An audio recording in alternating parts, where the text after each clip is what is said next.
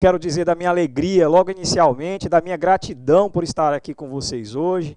Eu gostaria, inclusive, de estar presencialmente com cada um, podendo estar em cada escola, em cada polo, trocando ideias pessoalmente com vocês, mas a tecnologia também nos permite chegar até aí, poder dar aqui o nosso abraço, simbólico ainda que seja, e poder também trocar ideias com vocês. Eu trago hoje um tema que eu considero muito importante e nas discussões em que estávamos traçando a pauta para esses encontros de formação, todos nós entendemos que tratar desse tema é salutar para termos uma qualidade no ensino, uma qualidade profissional, e isso é até respeitoso para você, professor, para você, gestor, para você, coordenador. Tratar desse tema é também, de certa maneira, dar a vocês melhores condições de trabalho. Então eu trago aqui considerações, reflexões importantes sobre esse tema e com ele eu espero contribuir e já fica o meu convite para que você esteja atento, para que você traga aí as suas considerações, possa fazer anotações, participações no chat a respeito das suas principais dúvidas e reflexões também sobre o tema. Fica aqui o meu convite. Ainda me apresentando, eu sou o professor Cleverson Moreira, sou especialista em gestão e supervisão educacional, sou também advogado, especialista em direito público e direito civil, atuo como professor técnico e consultor em educação, sou um professor apaixonado pelo ensino. Também sou Master Coach, né? É uma especialização do coach. Coach é uma metodologia muito importante hoje utilizada para o desenvolvimento das pessoas.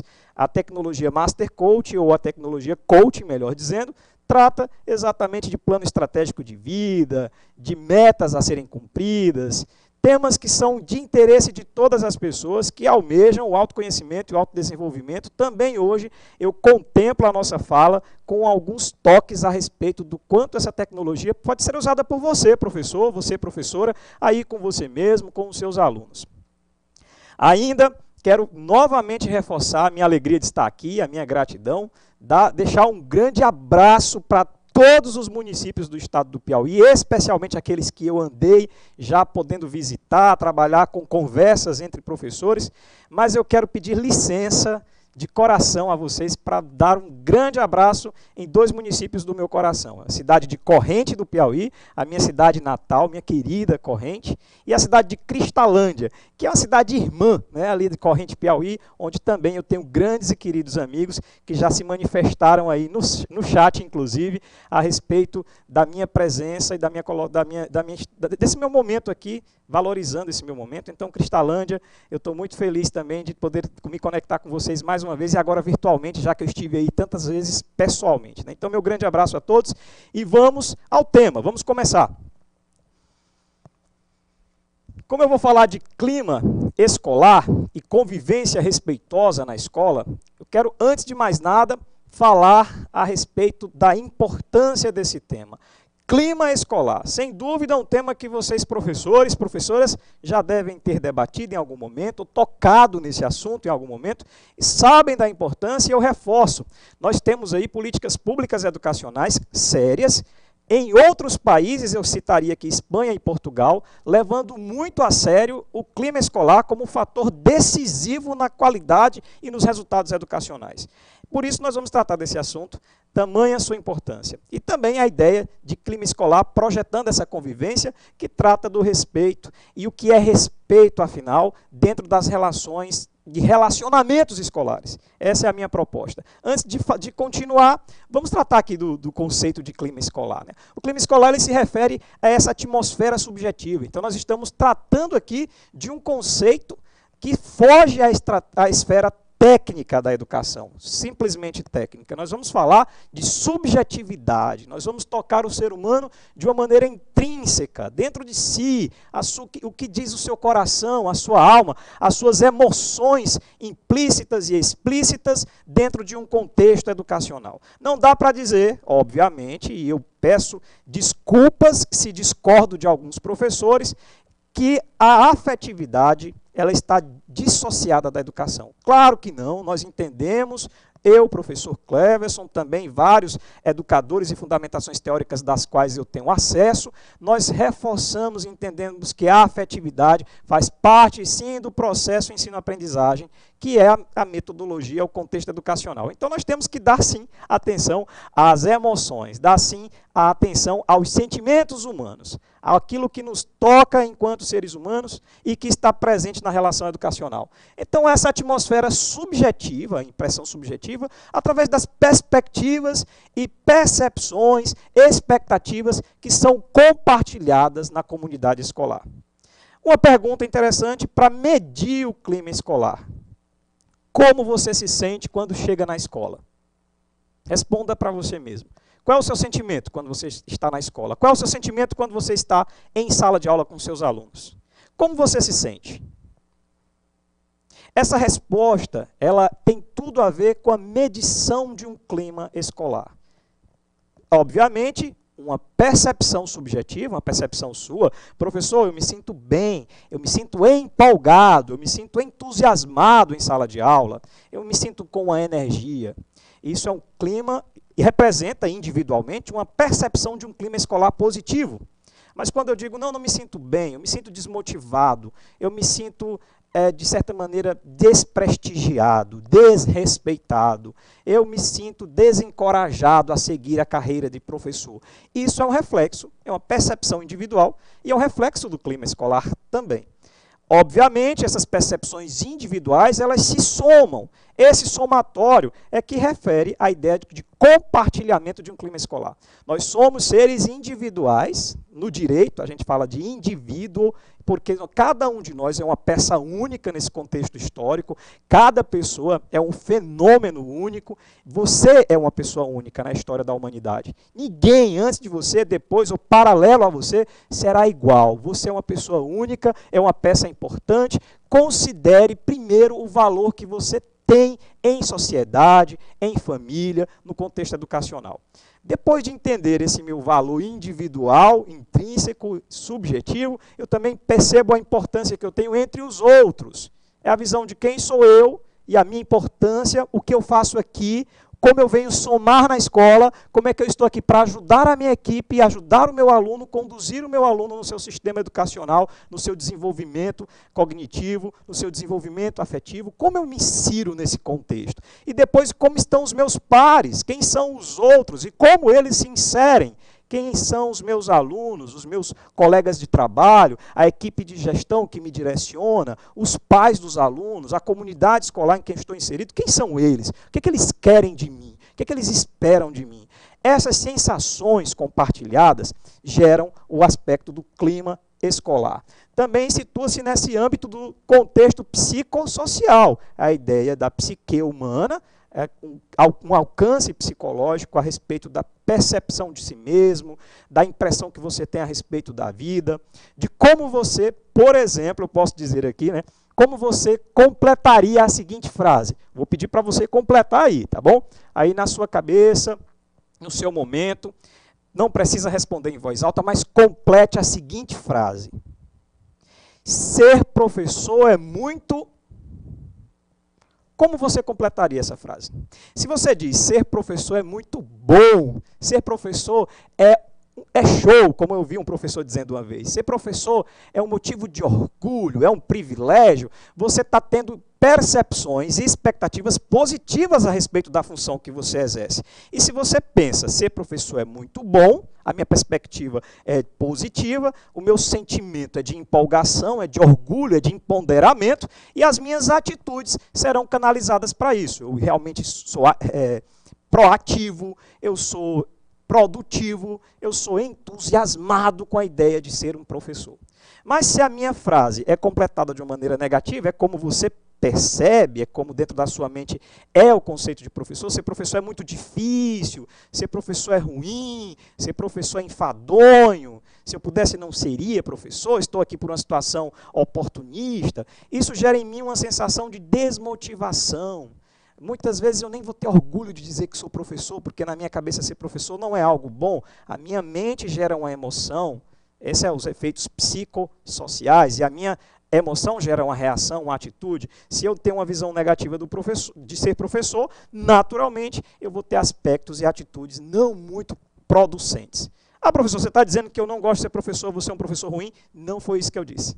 Eu disse que se você tem uma percepção positiva a respeito da missão e da função que tem, isso naturalmente aumenta a sua produtividade. E se você já é bom, você se torna ótimo. E se você é ótimo, você se torna excelente. É como você percebe a sua realidade, é como você sente essa atmosfera social envolvida na sua função, na função escolar. Isso tem tudo a ver com percepções e expectativas positivas a respeito do conceito de professor, a respeito da educação. É clima escolar. Claro que essa percepção individual, essa percepção compartilhada, ela vai elevar vai influenciar a dinâmica da sua escola e vai influenciar na qualidade do processo de ensino-aprendizagem. Influenciando a dinâmica, naturalmente a qualidade vai ser impactada. E impactando essa qualidade ela gera bons resultados. Nós vamos tratar disso com mais claramente adiante. Eu trago aqui um gráfico para mostrar para vocês uma visão holística, uma visão geral do impacto que é o clima escolar. O clima escolar ele está tocando todas as esferas, desde a esfera normativa de uma escola, as suas normas, os seus estatutos, a sua legislação, o seu regimento, até aspectos mais subjetivos, como valores, relações humanas, toca a organização, a estrutura física, toda a estrutura pedagógica, enfim, tudo que toca esse universo, e é um universo amplo, nós sabemos disso, dentro da educação, dentro da escola, tem tudo a ver com o clima escolar. O clima escolar está refletido nas normas. E vai aqui já uma dica importante, já que essa nossa conversa tem a ideia, tem um condão de dar a vocês dicas práticas para efetivar a qualidade da educação através do clima escolar. As normas educacionais, a regulamentação dentro da sua escola, o regimento escolar que nós prezamos, um código de ética que seja, como a sua escola gosta de lidar com normas e com técnicas, isso é muito bom. Mas as normas, elas são muito duras, elas por si só, as normas, como eu ouvi a fala de um professor, né? As normas por si só chegam a ser burras, no sentido de não tragam uma explicação dentro da norma, simplesmente ela manda, ela é imperativa. E existe, obviamente, um contexto normativo que eu preciso cumprir. Eu não posso questionar essa zona normativa, eu tenho que cumprir, sobretudo se é uma escola pública, ainda que seja uma escola privada também, as normas precisam ser cumpridas. Mas para tratar com a comunidade escolar, eu preciso de mostrar o que está por trás das normas.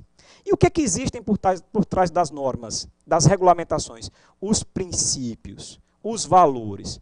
É preciso discutir com a comunidade escolar, com o seu aluno em sala de aula, professor, os motivos de estarem ali. O professor que pode dizer, eu não vou discutir com o meu aluno porque ele está ali. Ele sabe, ele veio para a escola, ele sabe o que ele tem que fazer aqui. Professor, professora, se ele já sabe, reforce essa informação para ele.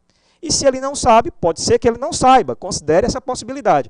Discuta com ele a importância do processo ensino-aprendizagem para ele, a importância da sua matéria, a importância dessas relações escolares elas serem tecidas. Nós precisamos valorizar e mostrar que essas relações elas são importantes para a performance humana, para o desenvolvimento humano. Afinal de contas, o que é que nós estamos buscando? É constitucional, garantido na Constituição de 1988, que a educação deve desenvolver integralmente o indivíduo e prepará-lo para as relações civilizatórias ou para a relação social. Para isso que a educação existe. E como é que eu vou fazer isso se eu não converso com o meu aluno, com a comunidade escolar, explicando os princípios envolvidos no processo de ensino-aprendizagem? Preciso, sim, explicar. Preciso, sim, conversar. Aliás, todo esse processo contextualizado de clima escolar, aqui tem uma palavra muito importante, é que nós trazemos aqui para o nosso conceito, que é respeito. O que é o respeito? Etimologicamente falando, respeito vem do latim, e significa dar atenção, dar importância. Respeitar os pares dentro do universo escolar é dar importância, dar atenção. Quem são esses pares que estão lá envolvidos no clima escolar? São vários os atores. Dentro desse contexto comum, né, que eu apresento lá nessa tela que eu mostrei para vocês, normas, objetivos, valores, relações humanas, todo o clima escolar contextualizado, todo o clima escolar que nós temos aqui traçado, né, com vários segmentos, normas, objetivos, valores, que eu considero muito importante, as relações humanas que são sim tecidas, a organização, a estrutura física também colabora para um clima escolar, o layout da escola, a sua organização. Não estou falando aqui de um investimento alto, mas sim o cuidado, né, o capricho com esse espaço escolar limpo, organizado, a estrutura pedagógica, a estrutura administrativa, todos eles influenciam o clima escolar. Mas quem são os envolvidos? Os atores desse sistema são os docentes, os discentes, os gestores, funcionários, famílias, etc.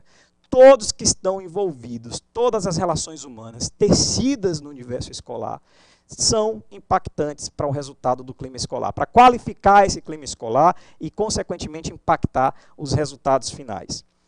Mas aqui eu vou dar todo o enfoque ao docente, né? Hoje nós estamos conversando com os docentes e essa relação de como é que você percebe o clima escolar na escola, como é que você contribui a respeito das suas expectativas, das suas impressões.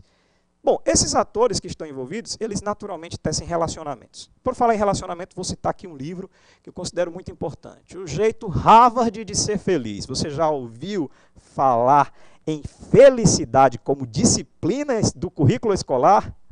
Se você não ouviu falar nisso ainda, fica aqui essa informação como uma novidade. Em Harvard existe uma disciplina chamada felicidade. Essa disciplina ela foi muito requisitada pelos alunos a ponto de a disciplina ficar famosa, muito solicitada. Escreveu-se um livro, O Jeito Harvard de Ser Feliz, do Shal Achor, é o nome do autor.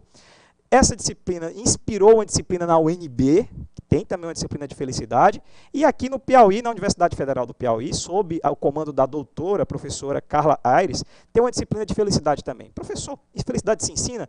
Não se ensina felicidade. Felicidade é pensada, é argumentada, é discutida, mas por que eu estou falando de felicidade aqui? Estou falando porque felicidade é fruto de relacionamentos. No próprio livro, O Jeito Harvard de Ser Feliz, existe uma pesquisa apresentada no contexto do livro que a felicidade humana advém da qualidade das suas relações. Eu estou me relacionando com pessoas com as quais eu me sinto seguro, são confiáveis, respeitosas. O que é respeitosa? Elas me dão atenção e me consideram como importante no meio.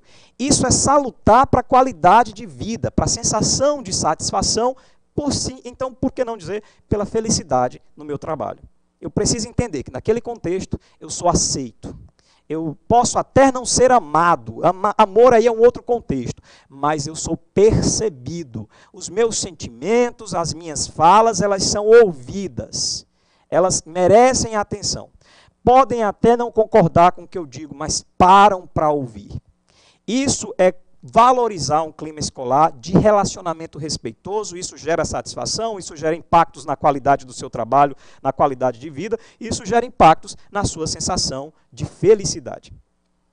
Então, esse contexto de clima escolar ele é muito relevante. Ninguém fica, eu vou falar sobre isso mais adiante, ninguém fica em um ambiente que não lhe é seguro, que os seus pares representam ameaça, opressão. Quem gosta de estar aqui à frente de alguém em que lhe representa uma ameaça? Que lhe representa uma opressão? Ninguém. E o clima escolar precisa tecer essa relação de respeito.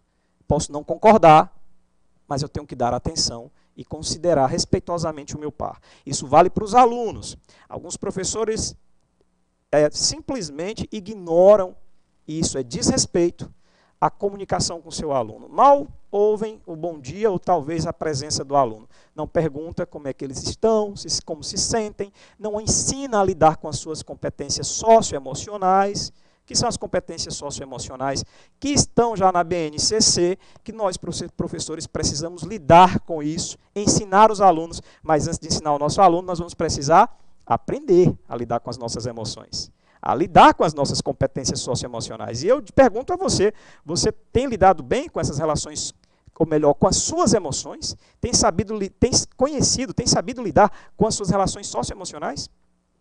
Com as sensações de resiliência, com a frustração, com o medo, com a empolgação, com o êxtase e a animação? Você está lidando bem com isso? A gente precisa lidar bem com essas relações emocionais, conosco e ensinar essa relação também para o nosso aluno. Como é que eu lido com isso? Eu vou saber disso lidando com o meu aluno. Como é que você se sente diante da sua nota baixa? Que decisões você vai tomar a respeito dessa nota baixa?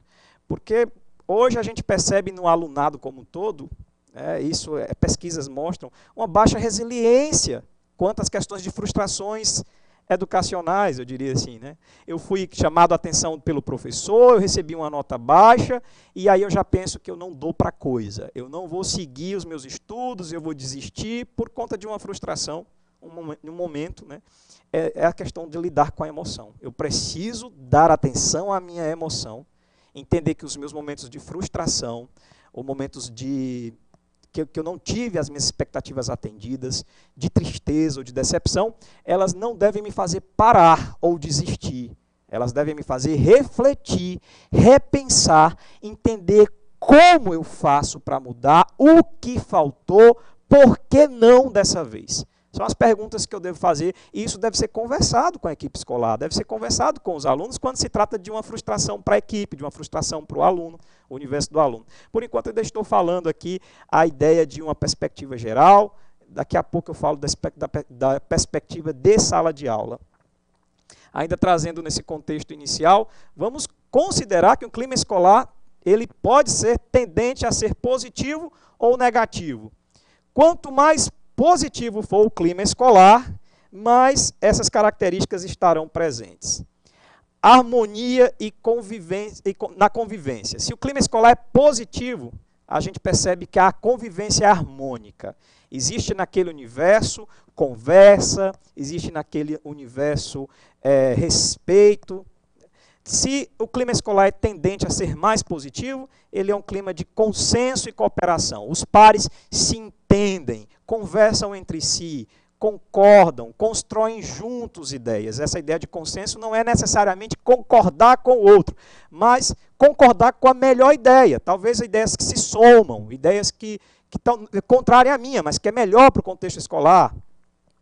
Também a qualidade de vida. A qualidade de vida é um impacto necessário e está próximo, com certeza próximo aos reflexos do clima escolar. Se aumenta a minha qualidade de vida, se eu vou para o meu trabalho, no meu ambiente de trabalho, ou como aluno, no meu ambiente de educação, de conhecimento, eu tenho satisfação, eu vivo com leveza, eu sinto que o professor me respeita, eu sinto que o meu colega me considera, eu gosto desse ambiente, esse ambiente é positivo para mim. Se é positivo, aumenta a minha qualidade de vida. Agora, ir para um ambiente que eu me sinto pessoalmente atingido, em que eu não me sinto seguro, que eu sou obrigado a ir, isso gera não qualidade de vida, má qualidade de vida, e é um prejuízo, poderíamos dizer assim, para o ser humano na sua inteireza, para o ser humano no seu aporte subjetivo. O aumento de índices de desempenho. Aqui eu considero muito importante, porque nós, equipe escolar, nós gestores de educação, nós professores, comunidade escolar, a gente está de olho sim nos índices. E é provado que o aumento positivo do clima escolar vai impactar os índices educacionais. IDEB, dentre outros índices, provas de avaliação, que são aplicadas no contexto educacional. A gente vai ter aqui na formação um momento para tratar só de avaliações e índices. Esses índices eles são impactados pelo clima escolar. Se há um contexto que favorece o clima escolar positivo, os índices aumentam. Necessariamente, pesquisas mostram isso. E satisfação e comprometimento da equipe. A equipe se sente satisfeita e se compromete. Lembrando que, entendam, satisfação com o ambiente escolar não significa dizer que você vai ter uma vida de aceitação do paradigma, aceitação do contexto. É claro que a nossa luta como educadores, a nossa luta como professores como categoria, a nossa luta pelo respeito à classe, pelas melhores condições salariais e de trabalho, ela não para, mas isso não tem nada a ver com o afeto ao clima escolar dentro do processo de ensino-aprendizagem. Tá? A gente tem que separar bem. Ensino e aprendizagem eu favoreço dentro das minhas relações com aquilo que posso, a minha luta de classe eu mantenho também buscando melhorias para a categoria, o que é saudável e muito importante, porque toda classe, seja ela qual for, ela tem que se organizar, ela tem que se mobilizar em prol das suas melhorias. Mas não podem dar impactos negativos ao aspecto da sala de aula e do processo de aprendizagem. E as questões negativas, se o clima escolar, e vale inclusive como um termômetro para você aí, hein? Se o clima escolar, se a sua escola, ele está tendo um aspecto negativo, esses são os problemas que surgem, né? Problemas comportamentais, comportamentos não disciplinados, insubordinados, de alunos e professores e colaboradores da educação, violências e conflitos, seja a violência dura ou a microviolência, eu converso com vocês já sobre esses conceitos ainda, níveis de estresse, né, o que seria o estresse? Muita atividade, pessoas que somam muitas atividades para si, estão muito focadas no presente, fazem muitas coisas, não sabem lidar com produtividade, com organização do seu tempo, muitas porque trazem para si muita responsabilidade, né? Ou porque também não estão sabendo lidar com o seu tempo, isso gera estresse e gera um clima escolar negativo. Sobrecarregar pessoas dentro de equipe escolar, por exemplo, é um fator de estresse. Baixos índices de desempenho tem muito a ver com o clima escolar e, obviamente, insatisfação do público, dos professores, e evasão, que é um nome que a gente tanto fala no contexto não só de evasão do aluno, que desiste da escola por não ser um clima agradável, por não ser um lugar onde ele aprende, não se sente contextualizado, inserido, com raríssimas exceções, esses casos geralmente estão ligados ao clima escolar, e também evasão do professor. Há uma evasão, os professores deixando de ser professor, declinando dessa missão, dessa profissão, por não conseguir se encaixar positivamente nessa missão, por não se encontrar, por não se sentir agradável dentro do seu contexto.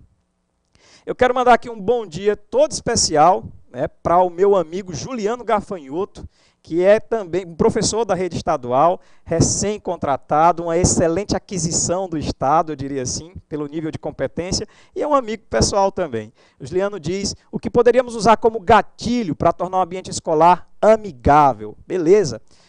Eu quero falar, Juliano, é importante a sua pergunta, porque eu quero falar exatamente dessa construção prática, na prática, de um ambiente escolar amigável. O contexto escolar ele tem que ser respeitoso. Respeito significa atenção. Eu não tenho professor que diz, eu não quero ser amigo dos meus alunos, não precisa ser amigo do seu aluno. Eu não quero ser amigo dos meus colegas de trabalho, você não precisa ser amigo. Amizade é uma outra coisa que você constrói, como eu construí uma amizade com o Juliano Gafanhoto. É uma escolha minha para ser meu amigo. Eu tenho direito a escolher os meus amigos. Porém, no meu universo escolar, eu tenho que dar respeito, civilidade, urbanidade, atenção a todos. Cordialidade é um pré-requisito da civilização. Infelizmente, algumas legislações impõem a cordialidade, o que já poderia ser, eu diria, implícito da relação humana. Eu trato o ser humano com respeito, respeito quer dizer com atenção, eu dou a ele a importância que eu me sinto, que eu sinto que tenho, a importância que eu considero que tenho. Então, e como é que esse clima escolar amigável pode acontecer? Tá? Eu diria, vou trocar a palavra amigável por respeitoso. Conversar com o aluno, olhar o aluno no olho, perguntar como ele se sente, considerar as suas emoções. Tem dia que o aluno está bem, tem dia que ele não está. Isso tem que ser levado em consideração, isso tem que ser percebido pelo professor. O professor tem que ajudar, inspirar como lida com as emoções, falar das suas vulnerabilidades no sentido de mostrar, eu também tenho os meus momentos como ser humano, como professor, de alegria, de êxtase, de tristeza, de frustração, e como é que eu lido com isso? Como é que eu supero os meus problemas? Lidar com isso, conversar com o aluno, tratar o aluno como ser humano, na sua inteireza. O clima escolar amigável é aquele em que a pessoa vai se sentir seguro. Eu diria um clima escolar respeitoso, melhor dizendo, para contextualizar com o nosso tema, é onde eu me sinto seguro, onde eu me sinto importante. O que é importância? Importância é quando eu me ausento de um lugar, quando eu não estou lá, a minha ausência é percebida. Eu sou importante, eu me considero importante e incluído em um espaço quando eu percebo que estar ali faz falta. Quando o professor diz, você não veio, né, era importante você estar aqui, nós precisávamos de você. Quando a equipe escolar conta com os professores e diz, professor, que bom que você está aqui, você é importante na nossa instituição, e isso é mostrar o clima em que ele se insere, em que ele vê importância, e isso torna o clima muito mais respeitoso. Afinal de contas, respeito da etimologia é atenção. Espero ter respondido. Juliana, acompanhe até o final, porque eu vou tratar de mais dicas e gatilhos importantes para que vocês possam construir um clima escolar mais convidativo. Podem mandar perguntas para o chat, eu vou responder na medida que vou conversando aqui com vocês, e isso é até muito importante para a gente dinamizar a nossa conversa, para eu me sentir mais próximo de você que está aí.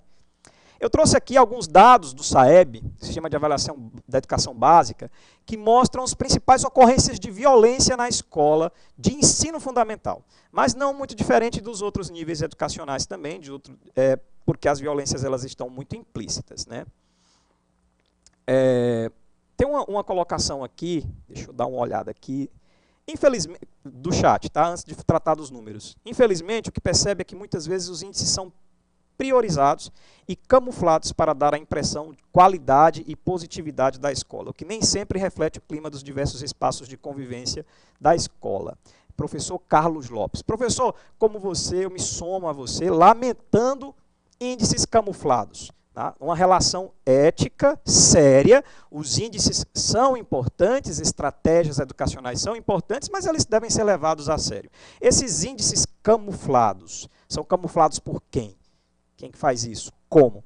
Eu não vou tratar necessariamente disso, mas eu quero dizer que não é ético, não é adequado e eu não apoio um índice camuflado. Agora, eu considero, como professor, como um técnico educacional, como alguém que leva a sério os índices educacionais, que é importante dar atenção a eles, olhar para eles, porque eles são sinais de muita importância de decisão. Você acha, a pergunta que a professora que tratou do conteúdo estratégico aqui com os gestores, você acha planejar importante ou não? Você considera que planejamento faz diferença ou não? Ter índices educacionais ou índices na sua vida, metas, é importante ou não? Se você diz que planejar não é importante, que não adianta planejar, é possivelmente porque você não tem resultados com o planejamento que faz. O erro pode ser no seu planejamento, pode ser que você não saiba planejar. Agora, se você diz que planejamento é importante, métricas são importantes, metas são importantes, é porque você já colheu bons resultados do seu planejamento, e você sabe planejar. Então, considere que você precisa aprender a lidar com números, com metas, com índices sérios, reais, éticos, porque a ideia não é camuflar, não há uma competição, eu não gosto do ranqueamento educacional. Eu gosto dos índices e das referências para nos ajudar a seguir, a decidir, a mostrar o norte. Né? E esses índices, inclusive, precisam ser subjetivos também. Não é só o número estatístico, mas o que ele reflete nas minhas sensações e na qualidade educacional, o que de fato representa para a minha escola e para mim. Né? Isso é muito importante. Por falar em porcentagens e índices, as respostas dos gestores, tá bom? Diz aqui, já eu continuo participando no chat, daqui a pouco eu vou tratar dessa relação dos chats, mas mostrando aqui as porcentagens. 74% das agressões verbais ou físicas dos alunos a outros alunos é apontado como o maior índice, né, de violência ocorrida dentro da escola. Agressões verbais ou físicas. Também agressões de alunos com professores e funcionários. Isso tem acontecido infelizmente, dentro dos ambientes educacionais. 22% dos alunos que frequentaram a escola sob efeito de drogas ilícitas. 15% de alunos portando arma branca na escola. 10% de ameaças sofridas por alunos. 8% de furtos sem o uso necessariamente de violência. 2% de roubo com uso de violência. 3% com arma de fogo. São índices de violência dentro da escola. E tratando de clima escolar, violência é um tema que nós precisamos conversar, porque ela é realmente um efeito negativo do clima escolar. Professor, se melhorar o clima, acaba a violência intraescolar? Não. As pesquisas mostram que melhorando o clima, atenua-se, diminui as violências dentro do universo escolar. Lembrando que existe, e aqui fica a importância de vocês darem atenção a isso, tá bom? A violência dura, a violência que é assim caracterizada, tipificada pelo Código de Processo Penal, e o Código Penal, melhor dizendo, brasileiro, o Código Penal brasileiro ele trata da violência dura, aquela que é tipificada, roubo, estelionato, enfim, essas violências elas estão tipificadas e são violências mais graves. Infelizmente, alguns cenários educacionais têm sido tem acontecido esse tipo de violência. Por ser uma violência mais grave, elas naturalmente chamam mais atenção dos professores. Um ato de violência, por exemplo, um aluno que levou arma para a sala de aula, ou uma agressão física de um aluno com um professor, fatalmente gera uma impressão, uma memória muito mais consistente na mente da escola, e a escola pega esse quadro, essa ação, evidencia e discute essa ação. Porém, é importante dizer a você que também as microviolências, os pequenos atos de incivilidades, eles também precisam ser percebidos e tratados, professores. Não podemos ignorar esses pequenos atos de incivilidades. Um tapa na cabeça do colega, né, um palavrão que se diz, e aí o professor diz, epa, não fala isso. Não é bem só isso que tem que ser tratado. É preciso discutir com o aluno, chamar, conversar o porquê. Tipo, por que ele naturaliza aquela palavra, até que ponto aquela palavra ela realmente faz mal a alguém, quais são as sensações. A professora Vilma, que a gente vai tratar daqui a pouco também sobre o contexto de pesquisa dela, ela mostra que se você ignora esses contextos de microviolências, esses pequenos atos de incivilidade, se você não aproveita esse momento mais brando para discutir, isso vai ganhando corpo, vai crescendo, e aí os grandes atos de violências podem vir a se somar no futuro. Bom, eu vou aproveitar e ler aqui uma participação no chat, de Pajeú. Como diz a máxima, professor, trate os outros como gostaria de ser tratado. Alexandre Panta, supervisor pedagógico de Pajeú do Piauí. Muito obrigado, Alexandre, pela sua participação, tá? E eu adoro realmente essa máxima aí, tratar os outros como gostaria de ser tratado, está associado inclusive às relações éticas, mas eu como coach, master coach, ainda tenho uma outra contribuição a fazer com o supervisor Alexandre e com vocês que estão nos acompanhando, né? A grande máxima de um relacionamento não é tratar o outro somente como você quer ser tratado. Isso também é importante. Mas tratar o outro como o outro quer ser tratado. Como é que o outro gostaria de ser olhado e percebido? Há pessoas que gostam de palavra de afirmação, tem pessoas que gostam do toque, tem pessoas que gostam de atos de serviço, tem pessoas que gostam de gestos concretos. Cada pessoa tem um jeito de se sentir amado, de se sentir respeitado. E eu só consigo isso se eu converso com eles. E eu pergunto, como é que você gosta de ser tratado? E como é que nós podemos ter um bom relacionamento aqui? Tem professores que gostam de falar, tem professores que não gostam de falar, gostam de agir. Cada um tem um jeito. E como cada um tem a sua particularidade, eu preciso entender como é que você gosta de ser percebido e tratado. Uma boa indicação de leitura, As 5 Linguagens do Amor, um livro que eu recomendo, inclusive tem a versão As 5 Linguagens do Amor para adolescente. Se você quer entender melhor esses relacionamentos com seus filhos, com os alunos ou com os pares que você tem no seu cotidiano, familiares, conjugais, busque essa literatura, ela é muito importante. Tá? Ponto. Aqui uma colocação da Noélia Alves. As palestras de ontem, que trataram das formas de intervenção a partir das ações dos próprios alunos, foram excelentes. Excelente, realmente nós tivemos colocações importantíssimas aqui a respeito dessas relações e intervenções com os alunos. Ponto. Vamos lá então, continuando, obrigado pela participação de vocês, obrigado Alexandre por concordar conosco. Vamos aqui mais um dado estatístico para elevar ainda nosso nível de atenção para a importância do clima escolar. Pesquisas hoje elas dão conta de que um clima escolar vai afetar os resultados educacionais em até 40%. Imagine isso. 40% pode ser potencializado ou atenuado. Isso depende de como você está tratando o clima escolar. Por isso que eu disse, a melhoria do clima escolar zera a taxa de violência? Claro que não. Antropólogos provam que nenhuma civilização, por mais tranquila e organizada que seja, não fica livre de atos de violência. Os atos de violência, infelizmente, eles acontecem em se tratando de aglomerados humanos. Porém, quando esses números são muito grandes ou alarmantes, alguma coisa está errada e é preciso intervenções. Então, uma boa alternativa para diminuir a violência, problema da indisciplina, que você, professor, com certeza já deve ter convivido em sala de aula, é melhorar o clima escolar. Eu vou falar dicas daqui a pouco sobre isso também. Você que é professor ou professora, com certeza não suporta salas indisciplinadas. Mas que tipo de coisas você tem feito para melhorar a indisciplina na sua sala de aula? Você tem feito acordos com os alunos, conversado com eles, discutido a questão da disciplina? Você tem insistido... Ah, professor, eu conversei uma vez. O processo educacional, ele requer mais de uma intervenção.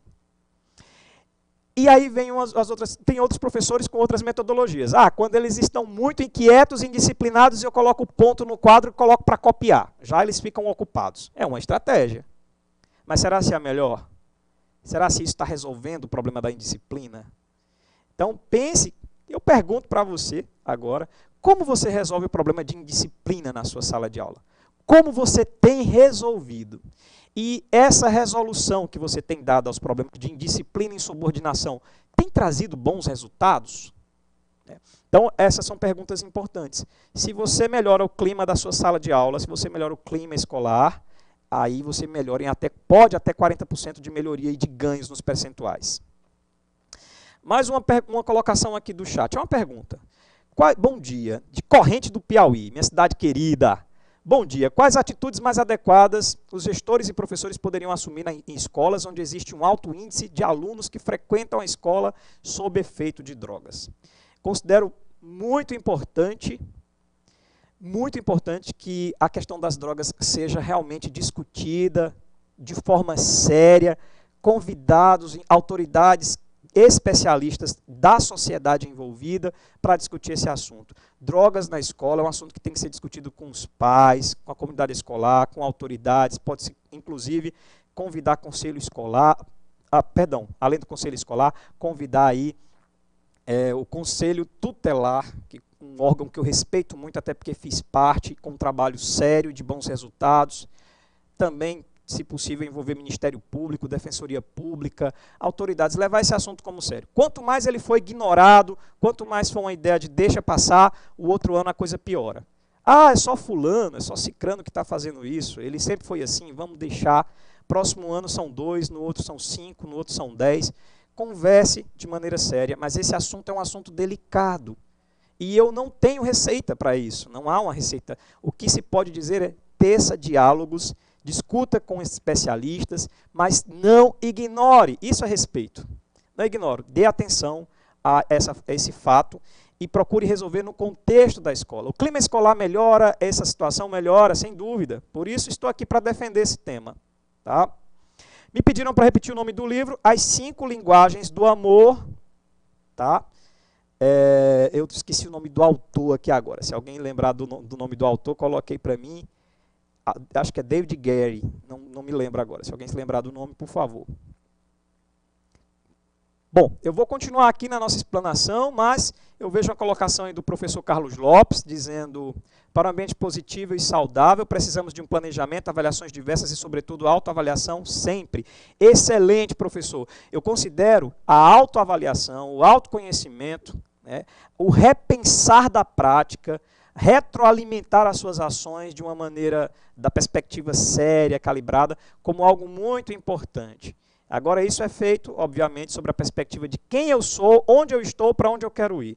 E essa autoavaliação e autoconhecimento é algo muito individual. Autoavaliação é individual. E eu não posso dizer os seus erros, eu não posso apontar os seus erros, se você não percebê-los. Ou se você olha os erros sobre uma perspectiva de não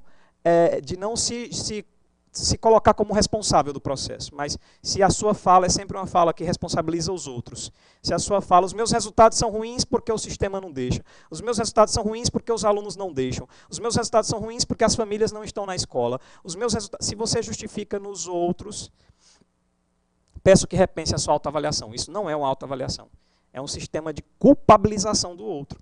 Autorresponsabilidade é, apesar de uma família ausente, apesar de alunos indisciplinados, apesar de eu não ter o apoio que gostaria de recursos, como eu posso contribuir para melhorar, avançar os meus resultados? Como eu posso crescer? Há sempre um passo para ser dado, ou que possa mudar a sua realidade, que possa melhorar os seus resultados, sempre. Pronto, eu queria mandar um abraço para a cidade de Bom Jesus do Piauí, da 14ª Gerência Regional. Obrigado aos professores de Bom Jesus por estarem acompanhando. Também é uma cidade do meu coração, cidade muito querida. E o livro que foi colocado, As 5 Linguagens do Amor aqui, Gary Chapman. Muito obrigado, Brendo, Piauí. Abraço, meu amigo, para você. A Gisele que está participando. Obrigado, Gisele. Gisele é uma leitora ávida. Tá aí a indicação para vocês, tá bom? Vamos seguir então. Se eu for potencializar, atenuar os índices de indisciplina, desobediência, violência verbal e física, bullying, preconceito, discriminação, intolerância e evasão escolar. São os vários ganhos da melhoria do clima escolar em até 40%. Como eu disse, não resolve tudo, mas vai melhorar. E aqui eu trago uma frase do Berkowitz e et al., entre outros autores. A gente tem aqui os estudos de 74 literaturas que mostram o seguinte. Aqui nós estamos falando de expectativas, mas nós estamos falando de números sérios e reais. Um clima escolar positivo, ele vai atenuar um efeito negativo. Interessante, ele suaviza, atenua o efeito negativo do nível socioeconômico que gera um impacto, obviamente, no desempenho acadêmico. Sendo o clima escolar um fator protetivo, ou seja, é um recurso importante e de grande potencial para contribuir com as escolas. Essas escolas gerando, obviamente, um ambiente agradável, saudável, também com melhores desempenhos. Aqui os índices educacionais que nós já tratamos e são importantes e devem ser levados a sério, eles são, obviamente, de nossa responsabilidade, eles são muito impactados com o fator protetivo do clima escolar. Vale a pena, professor, vale a pena, gestor, você investir no clima escolar? Não só no ambiente escolar. Nós estamos falando aqui de impactos, de pesquisas que mostram que até empresas que melhoram o seu clima escolar têm maiores ganhos. O que nós tratamos de clima organizacional nas empresas, nós traduzimos para as escolas como clima escolar. Mas é a mesma coisa, são as sensações. O funcionário de uma empresa que trabalha melhor, o colaborador de uma empresa que trabalha se sentindo inserido naquele contexto, produz mais porque ele está satisfeito, ele está num clima, numa vibe positiva, ele vai produzir mais com satisfação, obviamente os resultados são melhores. O insatisfeito produz também? Produz, mas como eu disse, produz menos do que se ele tivesse satisfeito. Isso é natural, é humano. Portanto, o clima organizacional que as empresas investem e levam muito a sério, investem sério, tempo, dinheiro, recursos, também é o que nós tratamos de clima escolar aqui, tá bom? Um grande abraço para Picos, para Marcolândia, tá? Um grande abraço para vocês que estão acompanhando. Obrigado pela participação no chat, gente. Isso me deixa muito feliz e me sinto mais próximo de você aí com as suas participações e as suas colocações. Ainda, já que a gente está tratando de essa perspectiva de números, a gente tem que saber para onde a gente quer ir, né? Qual é o objetivo da escola? Nós vamos desenvolver dentro da escola sujeitos autônomos, solidários e responsáveis. Ensinar português, matemática, ensinar geografia, história é muito importante. A escola ela tem o fator institucional de repassar conhecimento, de viabilizar o conhecimento. Nós, professores, buscamos esse conhecimento através de formações, a melhor didática, a melhor metodologia, porém, esse conhecimento nas mãos de quem? De um sujeito, de um ser humano, que usa esse conhecimento a seu favor, a aprendizagem significativa que tanto falamos. Mas são sujeitos que geram o quê? Autonomia, sensações de solidariedade, de responsabilidade para com os seus pares, para com a sua sociedade. Então nós temos aqui a aprendizagem para resolver os seus próprios conflitos e desenvolver responsabilização pelas suas atitudes. Dentro dos processos de coaching, eu falei a vocês aqui com a minha formação de Master Coach, eu queria tratar desse assunto também, dessa metodologia aqui, considero importante. Dentro dos nossos processos de coaching, primeiro passo era a consciência da autorresponsabilidade. Você aí, professor, você aí, professora, você tem consciência de autorresponsabilidade dentro do seu contexto como profissional, dentro do seu contexto como cidadão, como mãe, como pai, como par conjugal, como filho de Deus dentro da igreja, você tem consciência da sua autorresponsabilidade? O que é autorresponsabilidade? É a consciência de que eu sou responsável pelas coisas que estão acontecendo comigo, sou responsável pela melhoria da minha situação de vida. Professor, o senhor está falando de educação meritória, de situação meritória, de que tudo que acontece comigo é por culpa minha? Primeiro, se eu estou falando de autorresponsabilidade, vamos tirar a palavra culpa. Não se trata de culpa aqui. Autorresponsabilidade é a consciência de que, ainda que esse contexto não seja do meu domínio, há sempre algo que eu posso fazer para melhorá-lo. Isso é autorresponsabilidade. Que dentro da minha vida há sempre um passo a mais que eu posso dar para tornar a minha vida melhor, a minha saúde melhor, os meus relacionamentos melhores, o meu profissionalismo melhor. Por exemplo, o profissional que diz, eu nunca mais recebi uma formação, nunca mais investiram na minha formação, aqui nessa escola não tem uma palestra para me preparar. Professor, é muito bom que a escola lhe ofereça esses momentos de formação, como está oferecendo aqui, como o pessoal de Nossa Senhora dos Remédios está dizendo aí que está gostando da formação. Muito obrigado. Mas não espere esses momentos acontecerem para você investir na sua realidade. Isso é autorresponsabilidade. Leia os livros, busque vídeos, converse com autoridades na área da educação. Isso é buscar formação, é melhorar sobre o aspecto da sua autorresponsabilidade. Então é muito importante ter essa consciência e levar essa consciência para os nossos alunos também, para a nossa comunidade escolar. Não espere os outros fazerem por você. Se empodere da mudança real, consistente, concreta, que você pode fazer na sua vida. Os pequenos atos que você pode fazer. Talvez você não pode subir a escada de uma vez toda para chegar na sua meta de vida. Possivelmente não. Mas um degrau por vez, você pode chegar lá.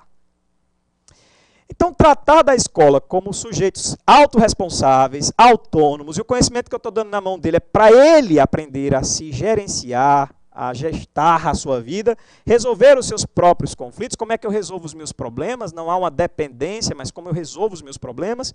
Também, como é que eu posso fazer isso? Cuidar do clima escolar. Está aqui, dentro do nosso parâmetro. Cuidar do clima escolar. Oferecendo o quê? A dica aqui, um ambiente acolhedor, participativo, com princípios de justiça para alunos e educadores. A sua escola te traz sensações de justiça ou de imposição? São atmosferas de opressão ou de atmosferas de alguém que me ouve? Existe o autoritarismo ou existem autoridades que se respeitam dentro da escola? Eu respeito o meu professor na presença dele e na ausência dele? Ou eu estou respeitando só quando ele está em sala de aula? Quando ele não está, eu não o respeito.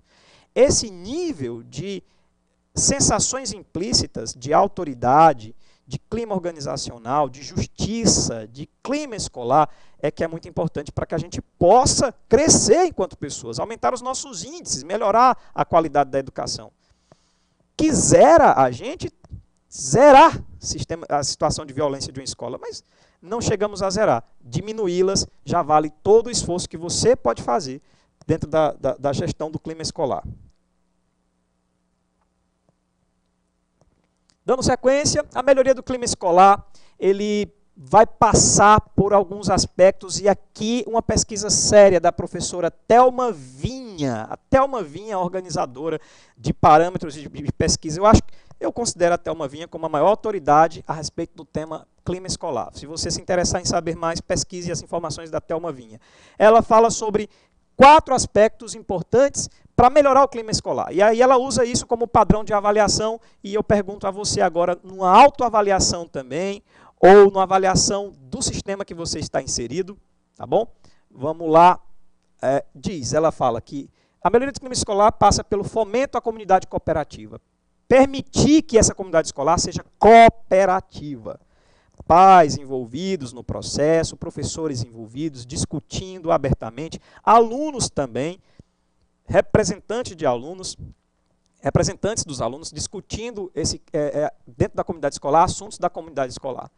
Promoção de apoio aos docentes e discentes, eu preciso permitir esse apoio, não só superar uma síndrome do encaminhamento, né, de só mandar para os outros resolverem, mas estar pronto para apoiar, para discutir, para ouvir. Não é agradável discutir temas de violência, não é agradável resolver problemas, mas tratar dos problemas é muito necessário. São necessárias as ações em que eu me importo, eu apoio e eu resolvo. Não ignorar. Né? Resolução dialógica dos conflitos. Perceber que os conflitos precisam ser dialogados. Não uma regra que impõe. Tratou o colega errado, sai fora da sala de aula. É expulso, suspenso por alguns dias. O regimento escolar prevê essa suspensão. Antes de aplicar uma pena, conversar, discutir, para que isso não repita. Ainda que seja aplicada a sanção, a penalidade, se tiver disciplinada em um regimento e um documento público dentro da escola. Não vá fazer punições, aplicações de penalidades sem ter um documento que regulamente isso. A gente tem um documento, a escola sentou, discutiu, os pais assinaram, permitiram suspensão, caso o aluno tenha um ato de... Converse antes de aplicar. Olha, a situação foi essa, defenda-se, porque nós não vivemos um sistema inquisitivo, defenda-se, justifique-se, mostre as suas argumentações, o porquê sim e o porquê não. Depois de um diálogo que gera uma reflexão no ser humano, pode se tratar até inclusive da aplicação da pena. Mas só a pena, a sanção, a disciplina não pode ser discutida sendo ignorada, tá bom?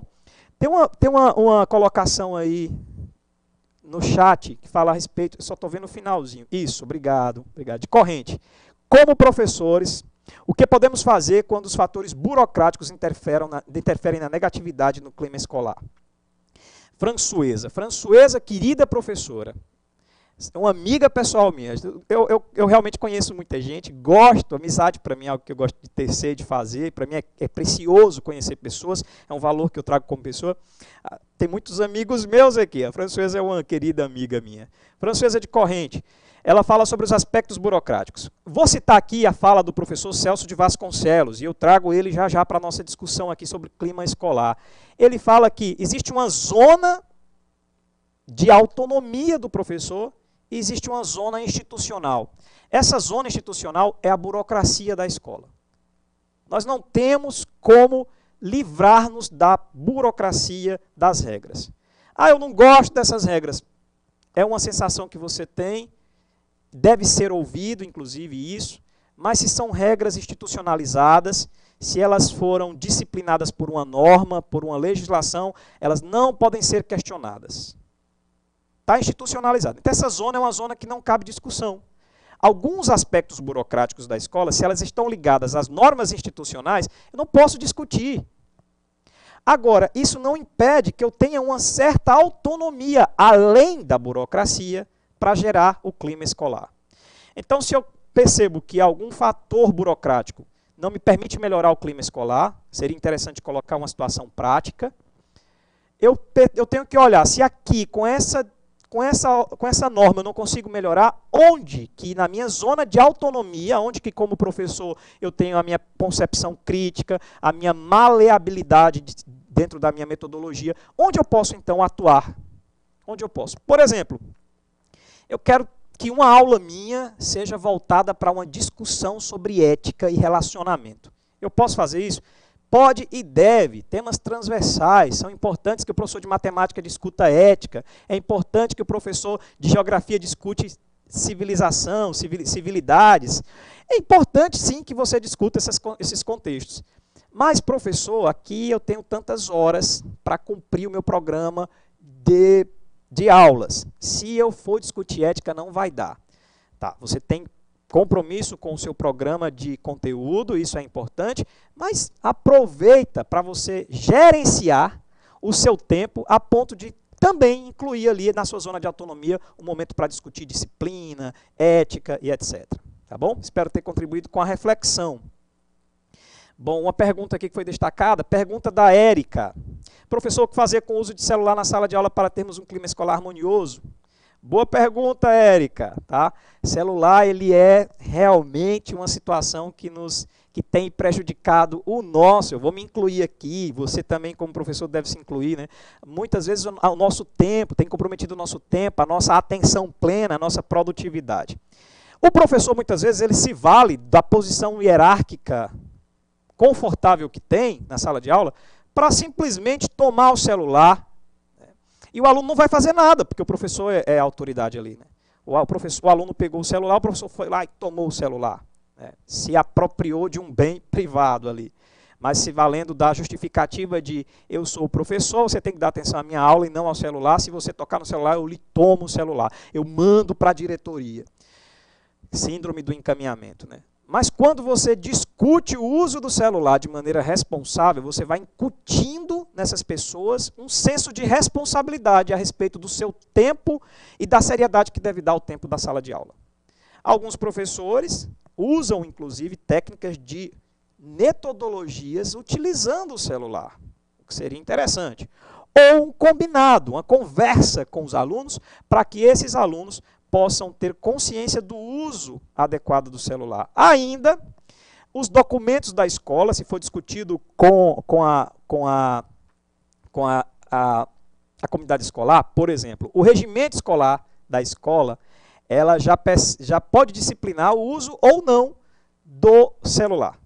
Se o regimento está dizendo que não é para usar o celular, a comunidade escolar aprovou, os professores, alunos, pais já sabem disso, aí realmente ele já deve ficar na sala, já foi discutida, essa situação está pacificada. Tá bom? O regimento escolar não pode excluir direitos, o regimento escolar ele tem que estar atento aos direitos humanos, aos direitos de posse, então tem que dar muita atenção a isso, cuidado na hora de cuidar das normas intraescolares, tá bom? Mas é algo que pode ser discutido em comunidade escolar, se isso vai ser administrado, se isso vai ser proibido. Discuta, aproveita isso para discutir. E há informações sérias de que o celular realmente desperta nas pessoas uma área de prazer, de aliviar a ansiedade de algumas pessoas e faz com que a pessoa então tenha dependência do celular. Isso tem que ser conversado, inclusive, nesse nível de vício mesmo, nesse nível de dependência, tá bom? Bom, mais uma colocação aqui de olho d'água. Achamos, pode colocar aí para o meu estúdio, eu vi aqui, achamos que o clima escolar melhora, já. Obrigado.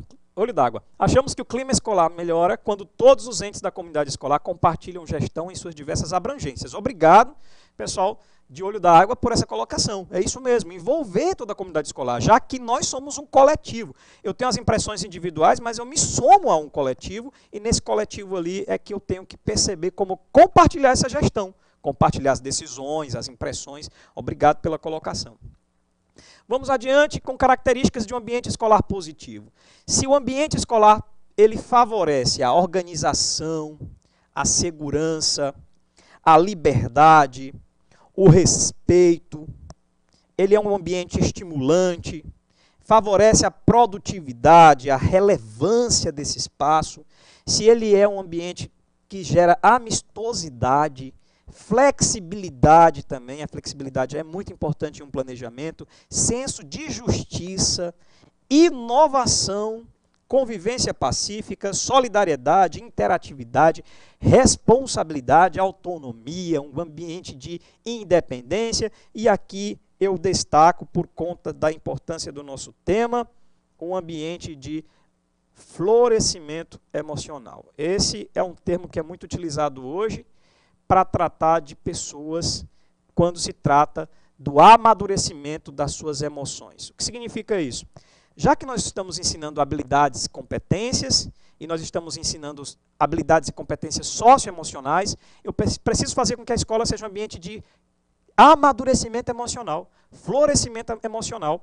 Nós, seres humanos, nascemos para nos amadurecer, desabrochar emocionalmente, desabrochar potencialmente quanto aos nossos talentos e competências. E é na escola que eu sinto essa sensação de que os meus talentos, as minhas habilidades são usadas ao meu favor e ao favor dos outros. Favorecer o espaço para que as minhas emoções sejam amadurecidas. A tristeza, a raiva, todas elas são emoções que precisam ser dadas atenção e ensinadas como lidar com isso. Tá? Uma colocação em destaque aqui. Cleverson, o regimento escolar não pode ser excludente ou ser utilizado para respaldar situações que contrariem os direitos. Muitas escolas usam o regimento para não renovar matrícula, também matrícula de alunos com necessidades especiais, entre outros. Essa é uma observação da nossa diretora Ana Rejane. Obrigado pela participação, Ana Rejane, que está aqui desde o início do mês de janeiro, nos assessorando nessa formação. Eu agradeço a confiança dela na nossa condução, a sua participação importantíssima, e reforço aqui também, cuidado, que a autonomia de criação de um regimento escolar, de um pacto interno da escola, não pode passar por cima de direitos humanos, de direitos constitucionalmente garantidos, de estatuto da criança e do adolescente. Antes de discutir regras intraescolar, eu preciso entender que o regimento escolar ele é hierarquicamente inferior, vou colocar esse termo, né, diante de documentos mais importantes como Constituição Federal, Constituição Estadual, Estatuto da Criança e do Adolescente, Declaração dos Direitos Humanos, pactos internacionais dos direitos humanos e a respeito do que toca à educação. Conheça esses documentos antes de disciplinar o seu regimento escolar, os seus pactos internos. É muito importante. Aí é a zona que nós não temos, como eu disse, autonomia. Uma colocação. Aqui o celular é proibido em sala de aula, exceto para fins educativos, organizados e acompanhados pelo professor. Isso aprovado pela comunidade escolar, registrado no regimento interno. Depois que isso ficou acertado, melhorou significativamente a atenção dos alunos em sala de aula. Pajeú, obrigado pela colaboração. Uma ideia para a sua escola, professor, se isso é um problema sério dentro da sua escola, discuta essa questão de disciplinar a proibição ou regulamentar o uso do aparelho celular em sala de aula. Pajeú, parabéns pela iniciativa. Se isso, inclusive, foi considerado a partir de bons resultados, estão no caminho certo, né? A gente pode muitas vezes errar e retroceder na decisão. O importante é não ser indiferente. Mas eu tomei uma decisão, regulamentei, funcionou, mantenho, otimizo, melhoro. E realmente um problema que o celular atrapalha os nossos alunos é a atenção plena, é a concentração, que são muito importantes, fundamentais para a aprendizagem. Tá? Obrigado pela participação, Pajeú, obrigado pela participação, professora Ana Rejane, pela colocação. É muito importante relembrarmos esse efeito de respeito aos toda a ordem jurídica e as normas que estão hierarquicamente acima de uma zona que não me permite autonomia. Para favorecer o clima escolar, dialogar sobre os problemas, não ignorá-los. Desenvolver o capital simbólico da escola, mostrar o que é o capital simbólico. Perguntar aos alunos, à comunidade escolar, como eles veem a escola, o que é a escola para eles. É um ambiente agradável, é um ambiente de crescimento, eu gosto de ir à escola e a escola me traz bons resultados, ou é um lugar onde eu vou porque é obrigação, eu mando o filho porque isso me dá um tempo para produzir. O que é a escola para mim? O que a escola significa? A ideia do capital simbólico da escola. Eu preciso ressignificar se essa ideia da escola não tem aspectos positivos para a minha comunidade. Eu preciso primeiro conhecer, perguntar. Como você vê a escola? Como é que é a representação mental da escola para você? O que ela é, qual a importância? E depois trazer essa importância do capital simbólico. Incutir nas pessoas o valor da escola, fazê-las valorizar. Dá trabalho, professor? Claro que dá, mas te traz resultados, te traz satisfação, qualidade de vida, melhor ambiente de trabalho. Então invista nisso e colha os frutos desse resultado. Estabelecer relações de confiança, mostrar que a escola confia no aluno, confia na família, gerar expectativas positivas a relação uns com os outros. Se você já começa o ano, já começa uma relação com a expectativa negativa, e a maioria das pessoas elas têm tendência à expectativa negativa, é um padrão mental muito comum. Eu já começo os meus projetos achando que não vai dar certo, que não vai ser bom, que o diretor não é gente boa, que a turma que vai vir para mim não é legal. Essas expectativas negativas, elas podem não favorecer um bom clima escolar, porque eu já chego reativo no meu ambiente. Mas quando eu tenho expectativas positivas em relação ao meu trabalho, em relação aos outros, isso me permite a expansão da minha consciência, a expansão, a abertura das minhas emoções, o florescimento emocional para que eu possa lidar melhor com as situações, e isso me permite um favorecimento do clima escolar. Colocado aqui pelo João do Piauí. A quinta competência geral da BNCC traz o desenvolvimento da cultura digital. Não há como negar que o celular e as outras tecnologias digitais precisam permear os diferentes espaços escolares, inclusive em sala de aula. É a Érica, coordenadora do ensino da 12ª GRE. Uma outra visão, e eu gosto dessa outra perspectiva também, de mostrar a importância da inserção de meios tecnológicos, inclusive o celular em sala de aula. Essa é uma zona de autonomia, tá? Considerando os direitos, respeitados os direitos e respeitado uma discussão escolar para perceber se é a importância ou não do uso da tecnologia, inclusive o celular em sala, aí ficam as colocações, as decisões a partir da escola. Muito obrigado, tá bom? É realmente um tema que vale a pena discussões. A BNCC, que é a Base Nacional Comum Curricular, que trata de competências gerais, ela traz 3 grandes competências, que são desdobradas em outras subcompetências, podemos dizer assim, mas dentre elas competências ligadas ao conhecimento, essa aqui o professor muito mais atento, o professor está sempre atento, eu estou ensinando português, as competências ligadas, eu tenho que ensinar português, eu estou ensinando matemática, eu tenho que ensinar matemática, eu tenho que ser bom em matemática, eu tenho que entender de metodologia aplicada à matemática, ótimo, é uma competência, mas não só. Também nós temos as competências ligadas às habilidades, treino das habilidades humanas, como lidar com a informação. Também nós temos as competências ligadas à atitude e ao caráter. E aqui um destaque, né? Vamos tratar de lidar também com a perspectiva ética, moral, da afetividade, né? Do caráter, a construção do caráter humano.